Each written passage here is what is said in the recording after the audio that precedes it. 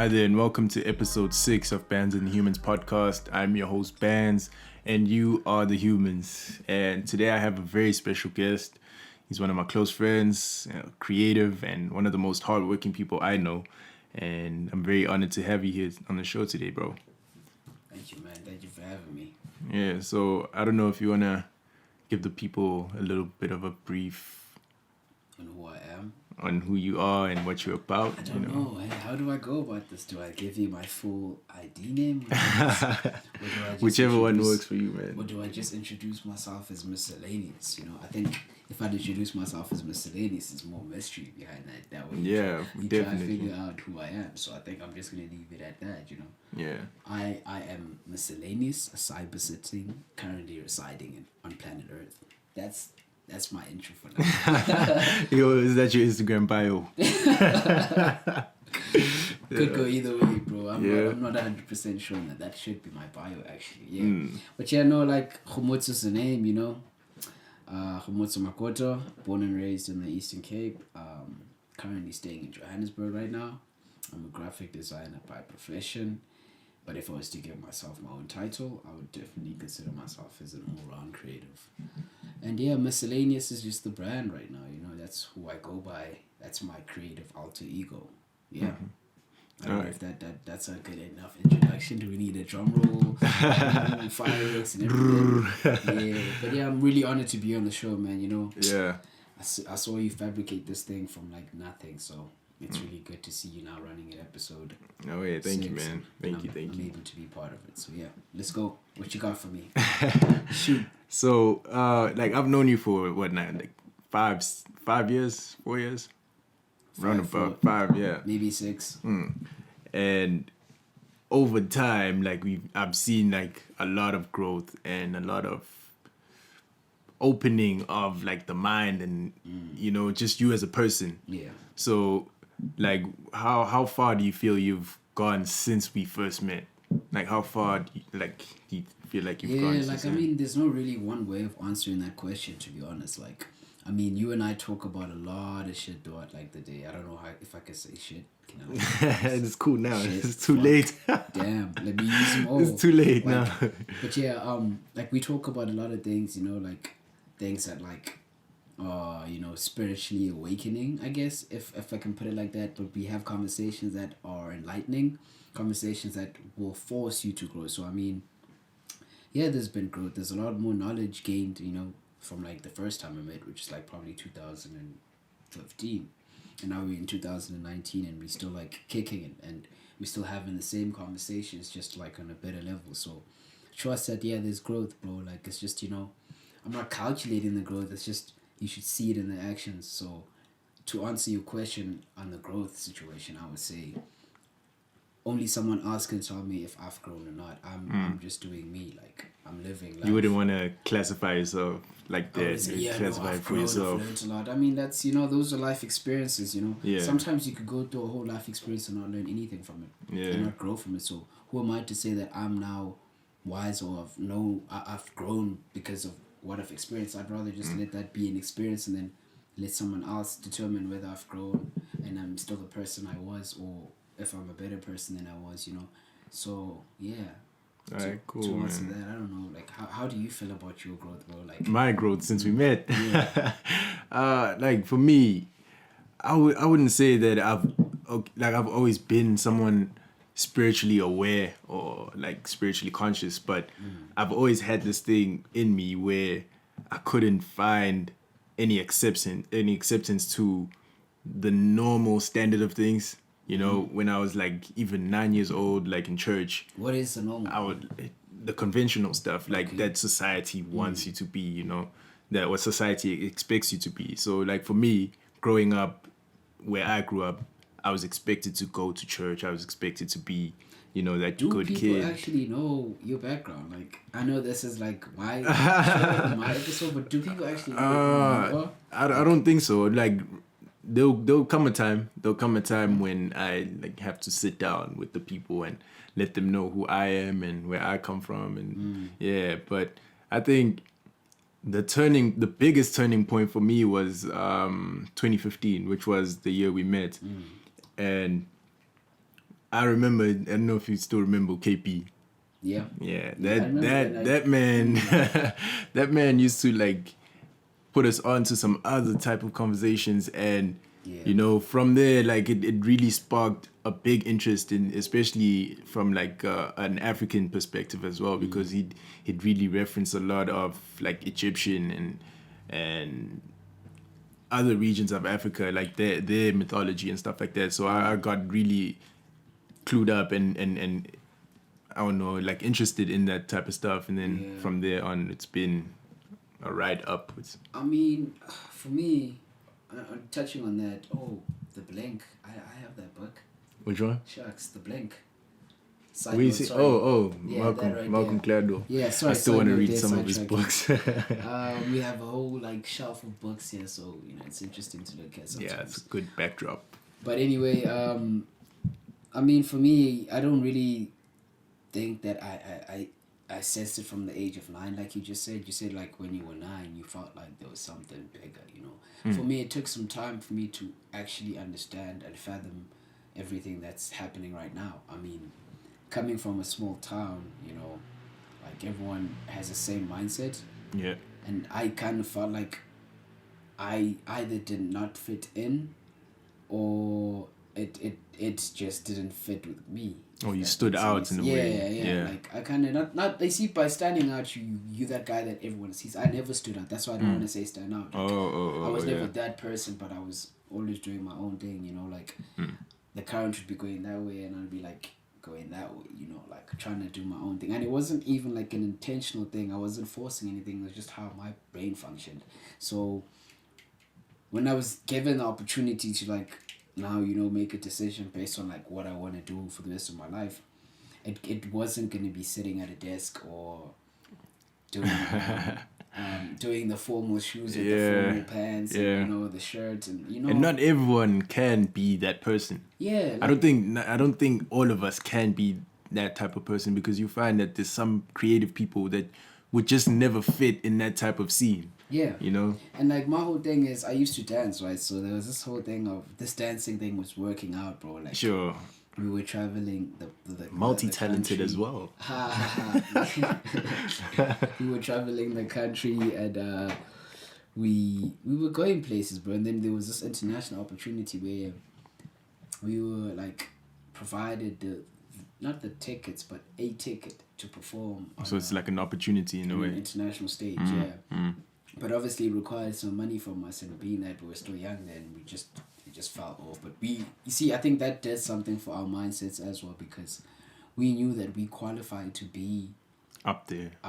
Yeah. But we just couldn't afford to get up there. So the whole mission was to save up, and but then that just fell through the cracks, I guess. And yeah, man, like so then there was a time where I'm not gonna try put myself on now and say that I was like this guy or whatnot, but there was a time where, even recently, where I was doing things and people would always look down on them, not even down on them, but people would always like be condescending about it because it's not the normal thing. It's not the normal thing. Yeah. And or it categorize you in this category, whereas you're this person, but now you're doing something from that category, and it doesn't make sense. So it's always a thing of, yeah, you're doing this, you're doing that, and then fine, fair, it is what it is, and then 180 that now they're on the same wave, and it's a thing of, oh, it's cool now, like it's okay. Oh, now it's cool. Yeah, now we don't see it as a thing like that anymore. We're not laughing at it. We're not like judging it or anything, because now it is what it is. You know what I mean? Yeah, it's like that whole movement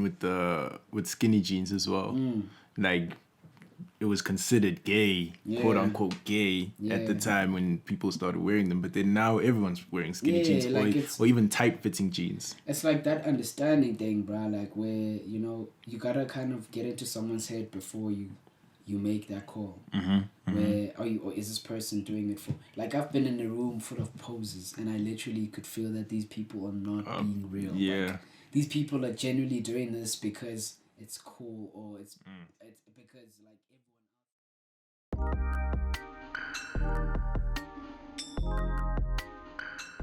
So as you might know, like the podcast is all about philosophy and spirituality, and having all these talks about things that are less conventional to the normal conversations that people have. So, like, I want to ask you, how do you find yourself in the world of spirituality or in the world of beliefs? Would you say you're someone that's spiritual, religious? Where are you? Well, you know, I had a conversation with someone about this recently, and I had mentioned that I don't believe in the Christian God. Like, when I say the Christian God as a religion, where, you know, Jesus died on the cross. Yeah. I mean, there's got to be something to that. It's got to be meaningful somehow. But for me personally, just to put it point blank, I don't believe in God. I believe in a higher power. I believe that there is a God, maybe, or that I am God, or you know. Whoa. Yeah, no, like. Hold up now, yeah. So it's we're getting like, into this now. Yeah, like Yeah. you know, it's that kind of vibe where I know that there's something beyond me right now, and not in control, but something that plays things out in a situation where one would say it's godly, like, oh, God did this. Whereas I know that there's a higher Like power. divine intervention Yeah, type a of thing. divine intervention. Yeah, that's the word. That's a way to put it. So yeah, man. So at this point, I would say I believe in the universe, and I know a lot of people have like questioned me on this, like, yo, the universe, God created the universe and like stuff. I'm like, okay, cool. You guys are saying that He created it, and I'm just like, for me, I'd rather look at it as something that's at least closer than something that's not comprehended by my brain. You know what I mean? Yeah. I can look up at the stars and know that there's something out there, something bigger than what I am right now. But when it's a thing of you telling me now that God created everything, that do you understand the space that you're creating between yourself and God? Like, let's look at it in meters. I know that there's no meters or like distance in space that's calculated, right? But like, let's look at it like that. If I'm here right now, which is we are in Randburg right now, Yeah. and for the purpose of this conversation, I'll say the universe is in the US or is in Europe, right?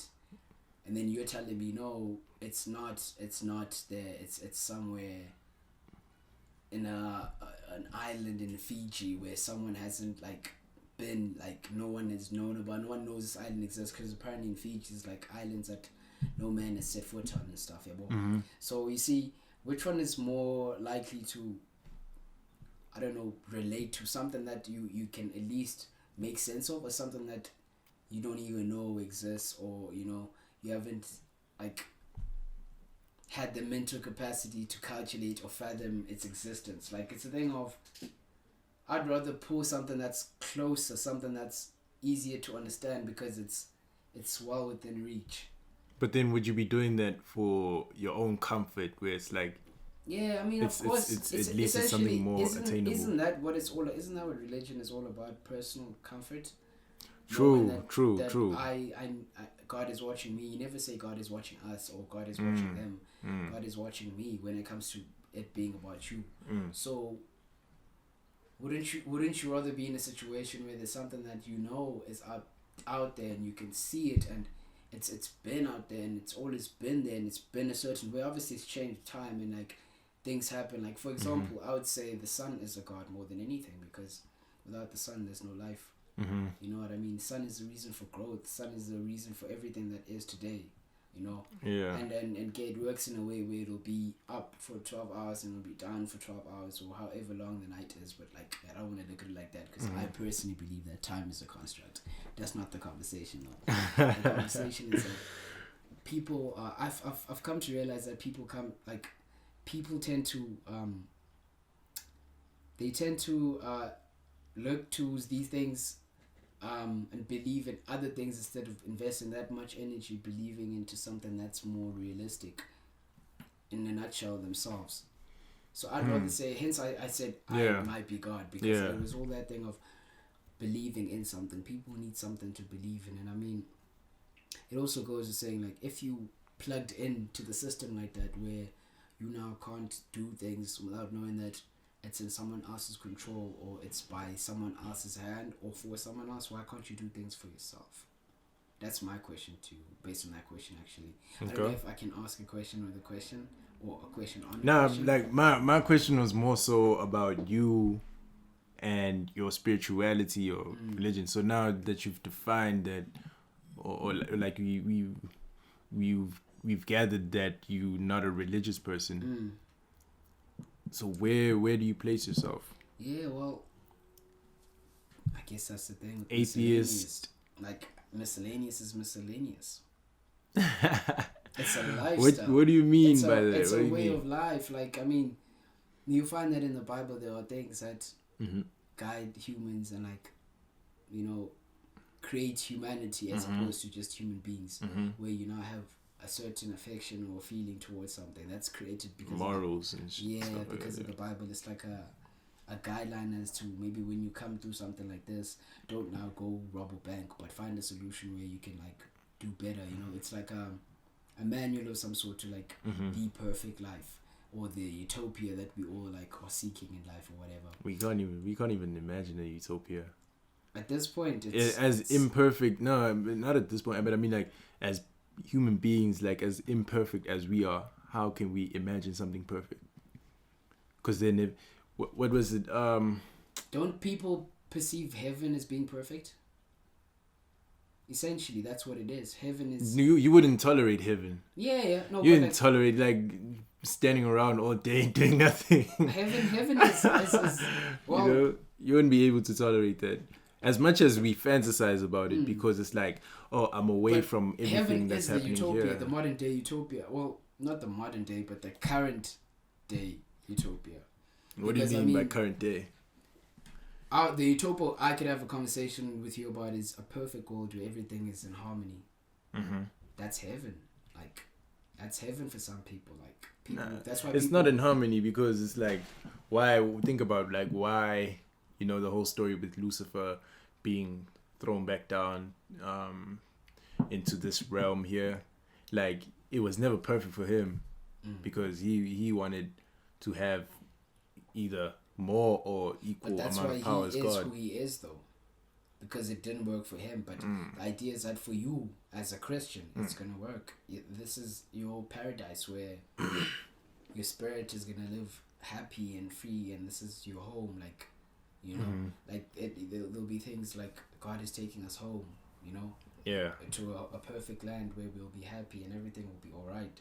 So it's kind of like essentially creating a utopia for yourself. But then, you see, the thing is with that is, like, you're not really trying to imagine something that doesn't exist. You're placing your imagination on what you're experiencing here, and heaven is not here. So it's not like a new place or whatever. It's just the opposite of this, where it's like, here you experience pain, here you experience suffering, evil, bad people, whatever. But then wouldn't that be a utopia? It's just the opposite type of thing. But isn't that utopia? The opposite of whatever we have right now? Then utopia becomes very difficult to define then. Exactly. What is utopia? That's what I'm trying to get at, Guti. Like, you can't really say that utopia is this, because for someone else that might not be utopia. That might be a hell for them. You know, that might be a hell. Heaven, you describing heaven as, oh, everything's perfect, people wear all white and stuff like that. If the Bible had painted utopia in a certain way, would it not be utopia for everyone? If you believe in it, if you believe in the Bible and stuff like that, then it makes a lot of sense to you. Which is why I'm saying that heaven essentially is utopia, because it's this perfect picture that's been painted in your head of a lifestyle of godliness.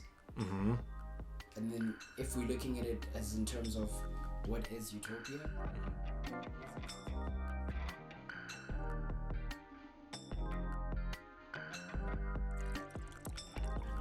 so, like,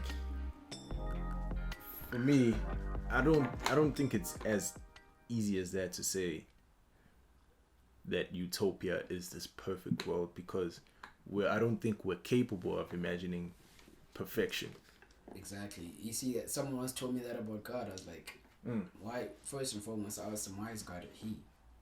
Nah, that's English. Yeah, that's English. Yeah, but then that's what they said as well. And they were like, it's not even something you can explain or describe because it's perfect. Our brains weren't programmed to calculate or measure Even perfection. Yeah. So I was like, oh shit. So you okay with like that being your reality, knowing that no matter what you do, you will never understand perfection.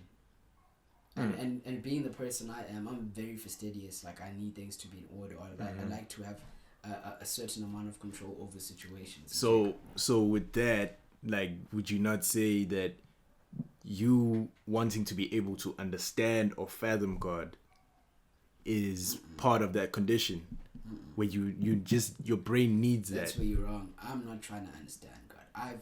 I've set a certain path for myself where I believe in the universe, and the only way I can truly understand it is to be within Part of it. Oh yeah, I am part of it, but is to explore. Yeah, I think explore is a better use of words. Is to explore it and see its corners and see its loops or whatever like the situation may be. But what I'm trying to say is that I choose to believe in something that I know won't require me to question it to a certain extent, because it is what it is. You know, some say that the sun is a star. You know what I mean? I feel like the sun is way more than a star. The other stars are like amongst maybe they also are. Who When knows? you get closer, like, exactly like that. Yeah. But like in this situation, the one that really stays there all the time and is always there is the sun. And the sun has never changed. It'll always look the way it is. And, you know, it does change. It does change, yeah, but it'll always still be the sun. There won't be now two suns. There won't be another star if it is a star trying to look like the sun, doing what the sun is doing. The sun will always do its thing. And one thing that like always like motivates me is that the sun is not something within our atmosphere. We know that it's outside of this planet, which is it puts it in space. Therefore putting it in the universe. But then what would you say then to the older theories that claim that the sun was in our atmosphere and that like the earth is flat and stuff like that? You know, like you get these flat earthers with those type of claims where they say the sun, the moon are all within our atmosphere, and they just going around that instead of us going around them as planets, the sun and moon are revolving around us. What would you say? What would you say to that? Okay, what would I say to that? I wouldn't know what to say to that. I would ask this person why they feel that way, and if this person can like not convince me, but can like not even like show me, but if this person can have a good enough reason to justify the whole thing, and there's like a motive and a certain amount of passion and belief in what they're talking about. Who are we to say then that person wrong. can fool you though. No. With passion and see, it also talking with depends passion on why and I'm zeal listening to like this that. person. Am I listening to this person to understand to them? be changed, or to like now see their point of view, or am I listening to this person just to hear what they have to say? Why do you ever listen to people? Like, why do we ever listen to what I have to say, or like, you know? It depends on the topic we're discussing here. You know what I mean? So if we're talking about something like the sun and the earth, who knows how they work for you and how they work for me? Those are things that I can't control. Whereas if we're talking about things where we can control, then it comes with understanding. I listen to understand. Whereas if it's something that I still also can't control, it'll just be an argument then, because I'm telling you that God is real and you're telling me that He's not, vice versa. So if I'm based on beliefs or whatever, and it's a personal thing. So if now having this conversation, it also goes up. If I'm having this conversation with you with the intent to understand, I'll never understand, because it's never going to be the same for you and for me. Like it's like that thing I played for you like 2 days ago with that song where how do you know that we see the same color? Yeah. So the sun and the moon on something that I can personally touch and say, bro, it is like this. I don't have that power or mental capacity to change something that I have no control of. So however it affects you should be totally up to you. So you're saying like how the universe works can be subjective, really? Yeah. It can be. It can do different things for different people. Like I remember you told me that at some point there was a collection or a group of people who believe that the sun is God. I was using it as an example, but those people, you can't deny what they're saying. As a Christian, when you believe that God is because you're coming with your own beliefs now. Yeah, you come and telling me, God created the sun. My nigga, what do you mean, bruh? I know that God is the sun and the sun is God. God, yeah. Yo, so you need. I can either choose to easily understand what you're saying, or I can just hear what you're saying. But then where that whole monolithic idea of a higher power came from was like I believe it was 17th dynasty of Egypt, ancient Egypt. So it's Akhenaten, one of the pharaohs that was there.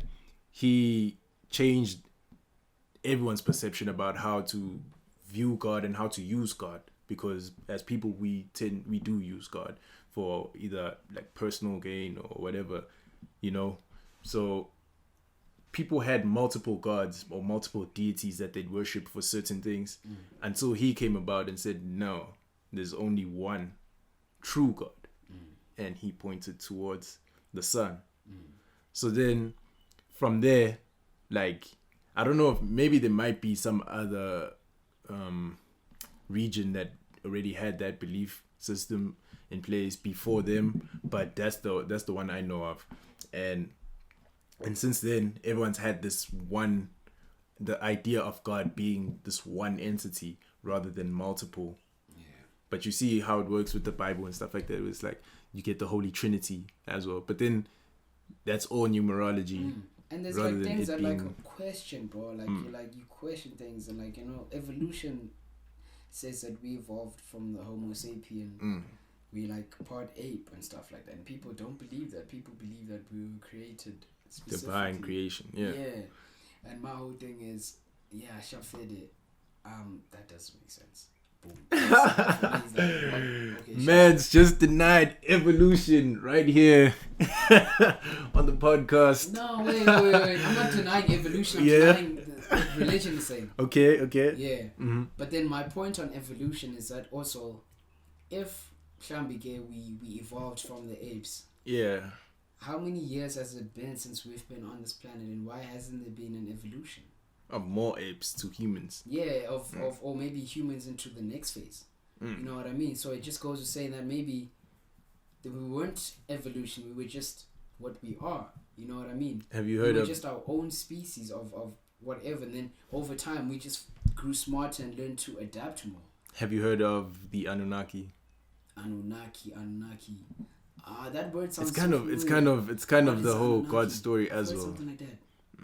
It's the Sumerian, like it's Sumeria area where they believe that there were these tall beings that came from outer space, and they merged their DNA with the species of life that were here on Earth, which were primitive, and they were godly already and way advanced. So they merged their DNA with whatever species were here on Earth, merged their DNA with them to create sort of like a working class for them with all the gold and all of that stuff. Yeah. So it's like they wanted slaves pretty much.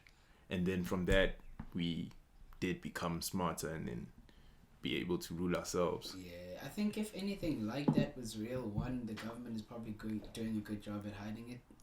And two, it's just, it's like people like to, I get the whole idea of being creative and using imagination, right?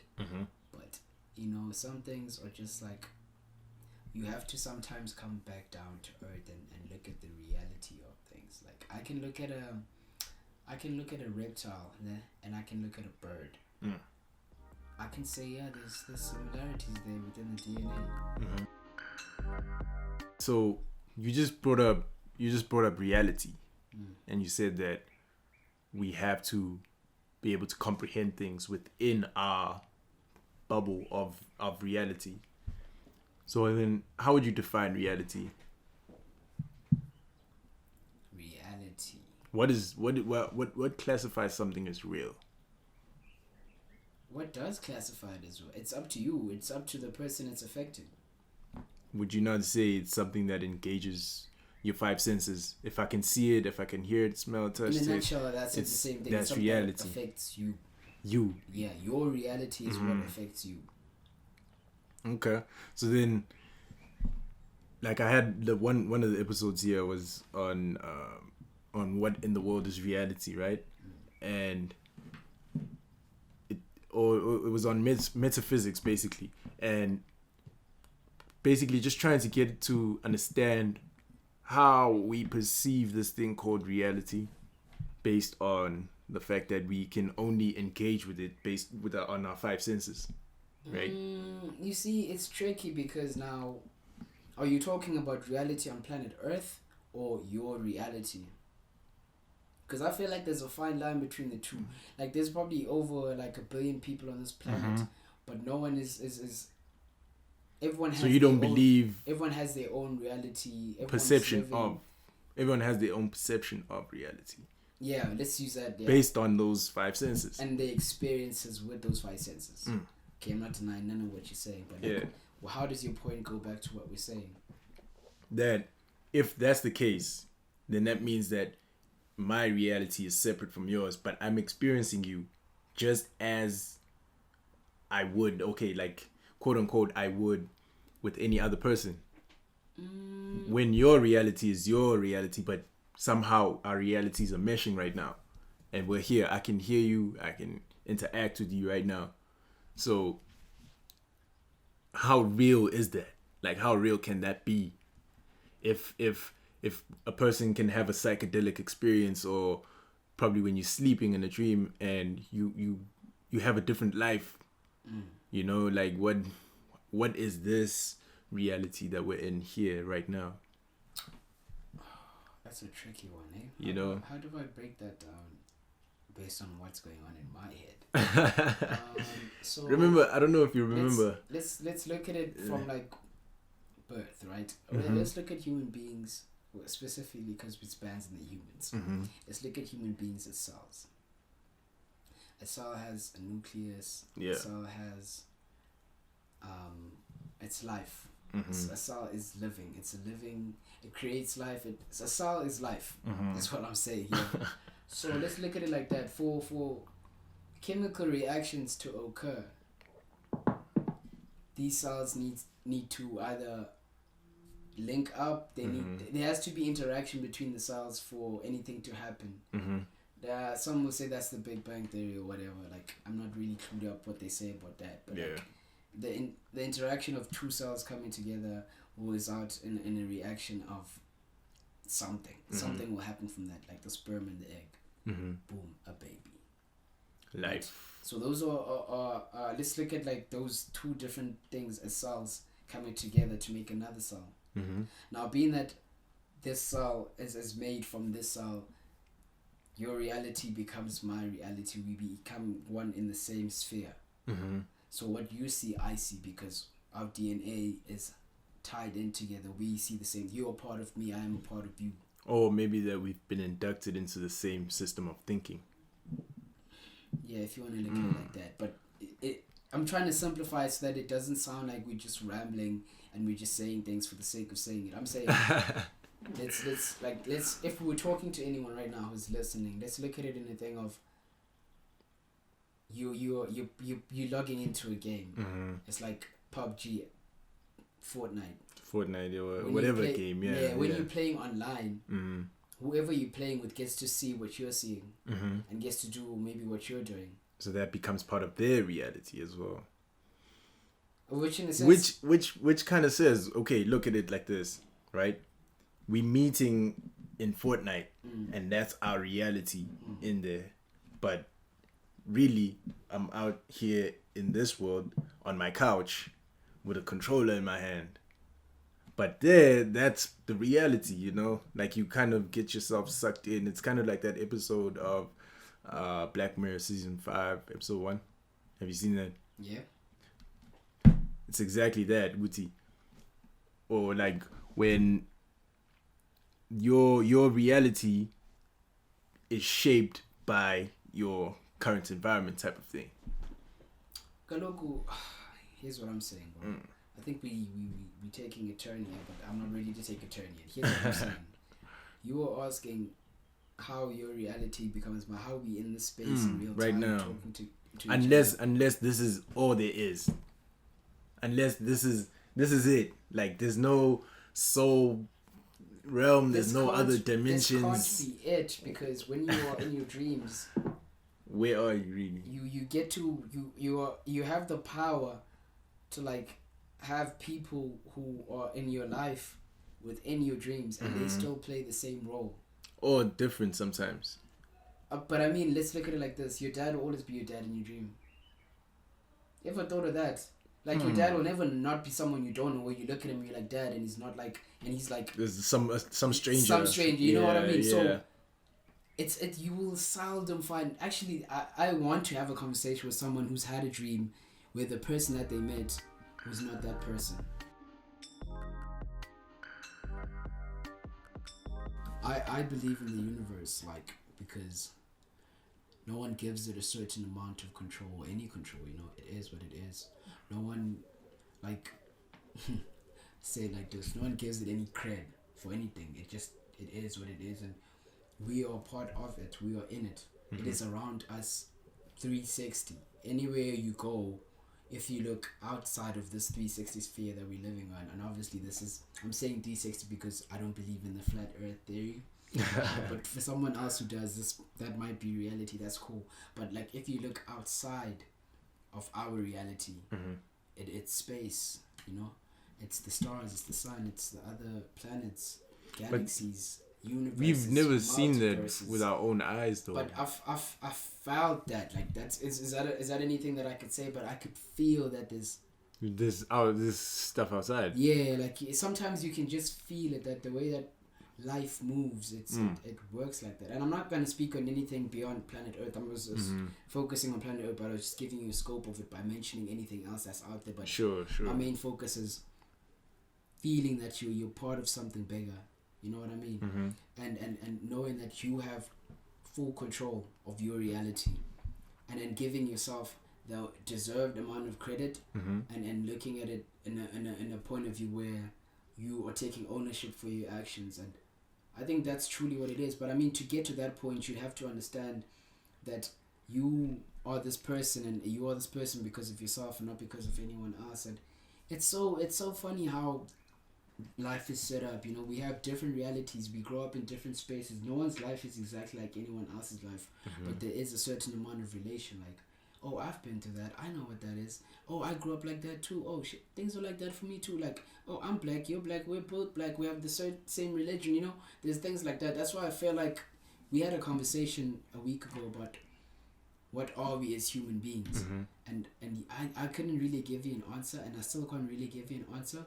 But I said we're like an archive, a collection of data through time and space, right? For sure, that's for certain. Right. So that's my whole understanding, and for that to be my conclusion or my answer, I need to understand and accept the fact that I do have the capabilities to create something out of nothing. I could use my imagination. Essentially, imagination is belief, because you only believe something based on how much attention or how much you imagine that it makes sense. If I'm making any sense. So in order for a belief to exist, you need to imagine it first. It starts as a thought. As a thought. Thought is imagination, which is the root of creativity, which is coming back to our first doing a full circle. So where does that imagination come from? Like I said, we are archives, a collection of data through space and time. You see, you're leading onto a very interesting point where now you start to question whether you're actually doing anything. Yeah. I mean, you know, am I actually thinking what I'm thinking because I want to think it, or it was supposed to come to me, or whatever like that? Or am I just going about, life going with the flow? You see, but I think the collateral beauty there is that you still have control of whatever decision you decide to go. I feel like that's a power grip. I feel like that's a power grip for us to be to console ourselves in a way where it's if you don't have any control, you can't change this or that, we we'd become very depressed Okay. or very excluded from this life thing. I was like, I'm here, but I can't change anything about this, you know? So in a way, it's like, oh, let me give myself a bit of consolation where it's like, yeah, I can choose to wake up today. You don't choose that. That's You part do of like choose it. biological I think factors as well. We're going into a different topic right now, which I would love for us to like tie that topic into this. But if we do that, then it'll blur the lines. We won't really get to our point here. Yeah. And our point was, well, the point that I was making here is that you are capable of doing anything that you set your mind to and anything that you believe in, because instead of believing in something that your brain, inverted commas, isn't programmed to believe in, why not believe in something that you can at least know, and I can sleep at night knowing that thing is there, and it's you know, Sure. it'll always be like that, or it's that way now, but over time maybe it'll be like that. It's like the seasons changing, bro. Like there's never been, okay, in Klam it can be a very hot winter in other seasons. It can be a very like cold summer, but it will still be summer because of the way we are programmed to live. Like imagine now if you were to have a bunch of babies, yeah? You like have 5 babies, for example, one baby in Europe, one baby in China, one baby in like Russia, one baby, okay, Russia is in Europe, one baby, you scatter babies all over the world. It's not in Europe, it's in Asia. Okay, yeah, sure. Yeah. You scatter babies all over. I'm sounding very uneducated, but just saying. Yo, like that's not the point though. They wouldn't know anything about Africa, so it's all good. Yeah, it's all good. So you scatter like babies all over the world, yeah. And then you just let those babies like live, and you, okay, let's specifically talk about seasons. You don't tell them that December, November would be summertime. You just let them like live life, and they're living life on different planes or axes of the world. Who's to say that their winter won't be your summer, or your summer won't be their winter? It's all a belief thing, and it like how much power you give a belief can like literally fuck up your whole reality. Or like how we classify summer. Yeah, you know, my point is that it's a belief. A belief is something that's a thought. Thoughts are imaginations, or it's an imagination. So essentially, or holistically, what I'm saying is, you create your own reality based on your beliefs. What you choose to believe in can be your reality. What you choose to live life by can be controlled solely by your thoughts and your beliefs. I just repeated myself 3 times. But yeah, so I think that's why I believe in the universe, because no one gives it any power, but everyone knows it's bigger than we are. You know what I mean? No one says the universe is gonna come one day and it's gonna take us. No one's giving it any credit. It's just there. There's no one's giving it personal or like human traits. Yeah. Because when you say God is a jealous God, how do you know that? Yet. Why isn't jealousy a bad thing? Yes. Why does God get to be jealous and we can't be jealous of people because it's like a sin type of thing? The beauty behind the whole universe thing, it's not humanized, yet it's not mechanical. You know what I mean? It's not mechanical. It doesn't. No one sees it or perceives it as a robot or a functioning machine, but I see it in that way. You think it's mechanical? Where it's like certain things are just automated. The sun comes up, goes down. You know, and that doesn't change. It's never been a day when the sun never came about. That's why I made the example with putting the kids in 5 different places of the world where the sun will rise here at this time, but the sun will set at this time. Then that way there's really no routine. It's all what you believe. Like it can be nighttime for me now. It'll be daytime for you. Yeah. You know what I mean?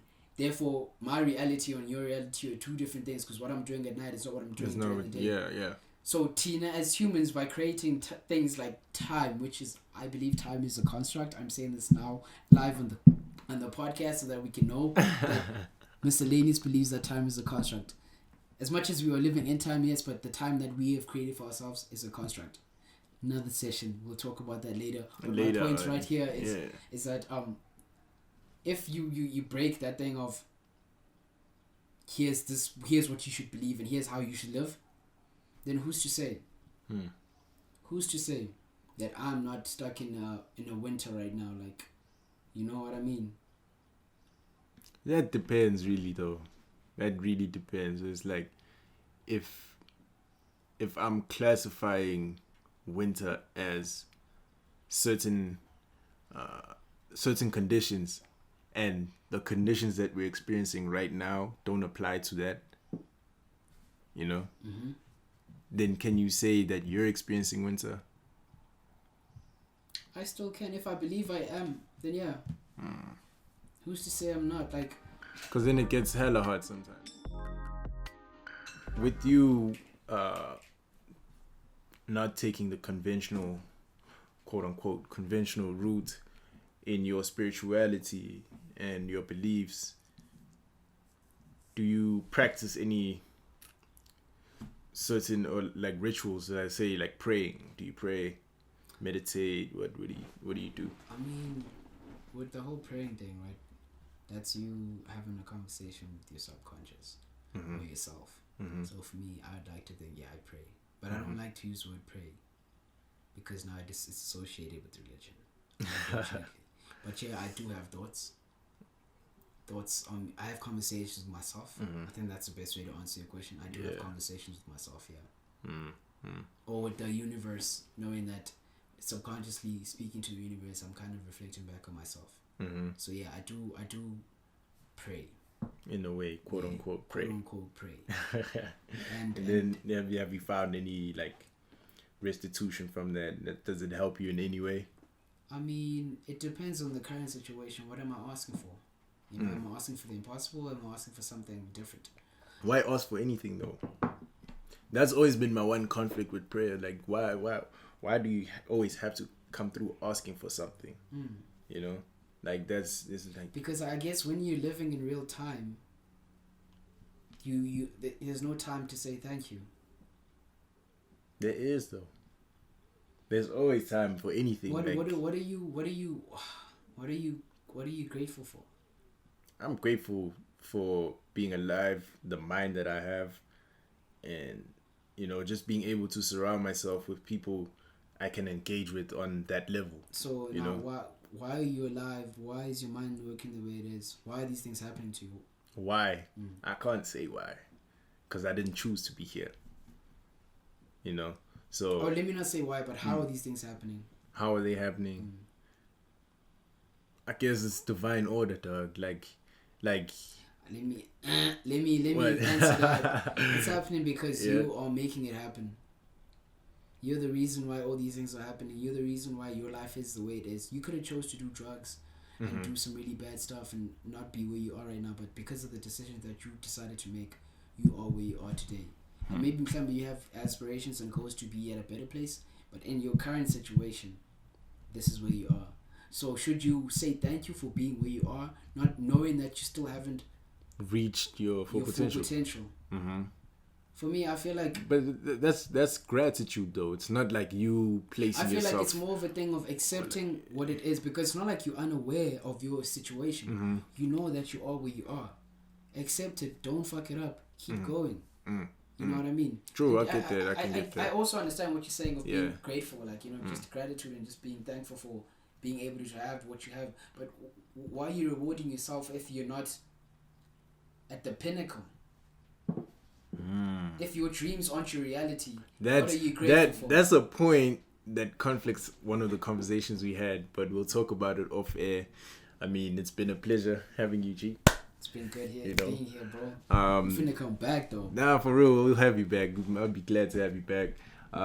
This is a new segment of the podcast. We're having video, audio, visual, and we're about to get into a new phase of the podcast, and hopefully it's exciting and interesting for you guys. And if you enjoyed, like, subscribe, comment down below, let us know what you thought. Oh, shout out. Whoa, pause. Yeah. So this is episode 6, right? Yeah.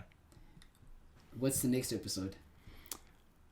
Damn, I'd have to go check my notes. Nah, here's what I think. Yeah. I think episode 7 should be an episode based on who Bands is. 7's a lucky number. That's what they say. 7's a special number. So I think episode 7 should be an episode on Bands and who he is, and, you know, just an insight on how he thinks. Nah, then we'll figure that one out when we get there.